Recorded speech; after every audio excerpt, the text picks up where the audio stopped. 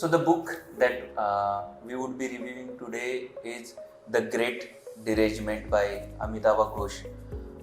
Amitava Ghosh is internationally known for his fiction and non-fiction writing. He is also recipient of Jnanpith Puraskar. This book came out in 2016. The book talks about climate change in context of literature, history and politics. Uh, there is a consensus that climate change is caused by carbon intensive processes deployed by waste for their progress. In context of Asia, 18th century reference is given by Amitava Ghosh, wherein China was using oil and natural gas for energy. By mid 19th century, Burma was the most experienced nation in oil production. So the question arises that why didn't Asia industrialize before West have industrialized? The reason, major reason is of course that most of the Asia was ruled by European countries, and imperial rule ensured that we don't develop technologies because development of West was dependent on other nations not developing those carbon intensive fuel based technologies, and imperial rule ensured that Asia doesn't develop those technology in time. Interestingly, if Asia would have industrialized before, then we might have faced climate change issue few years back. So that's an interesting analogy that Amitava Ghosh provides. Also, when we talk about climate change, Asia doesn't seem to be a focus, though Asia is the worst affected part of the world through climate change. This book was written in 2016. Now I feel Asia is indeed a part of climate change discussion and strategies to stop it. Amitava Ghosh also emphasizes that climate change is a global issue. The scale is global, and so individual choices impact climate change in a small way.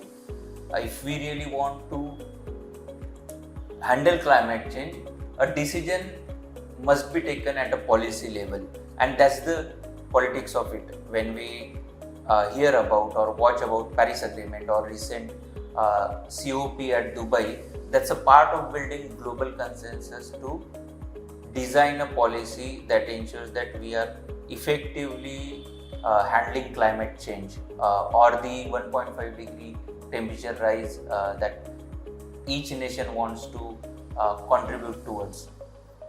In context of India, if we don't act on climate change, if we don't arrest temperature rise, there is a possibility that we might lose our Lakshadweep area completely, or majority of our coastal cities will be impacted severely.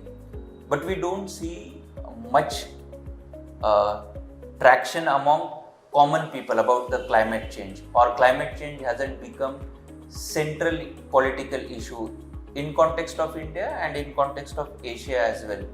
One of the reasons could be that actual governance is controlled by invisible institutions which have their own imperatives. Thus, public issues or agitation might not result in actual policy change. The feeling of helplessness result in lesser participation in climate protest, and that could be one of the reasons that we see climate change not the central political issue. In context of India, I think in last decade a lot of things have happened, whether to rename our ministry to address climate change issues, or to come up with the regulation and rules to effectively manage our waste in India. Another reason behind climate change not becoming a focus of people at large could be the literature. We are not talking only about the research, non-fiction books, but entertainment such as movies as well. We did create a lot of content on climate change, impacts of climate change, but the focus was not on the cause of climate change. So people have caused the climate change. That has not been the focus. So this could be this is one of the other reason. In our understanding, we believe that climate change has not taken the center stage so far. From reading this book, we understand that climate change is real.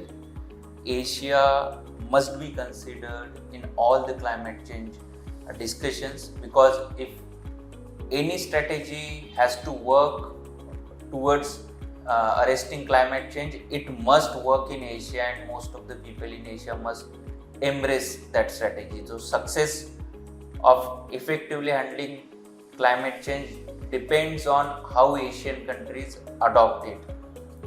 Also, climate change has to be tackled at the policy level. Individual choices contribute less and lesser when it comes to climate change.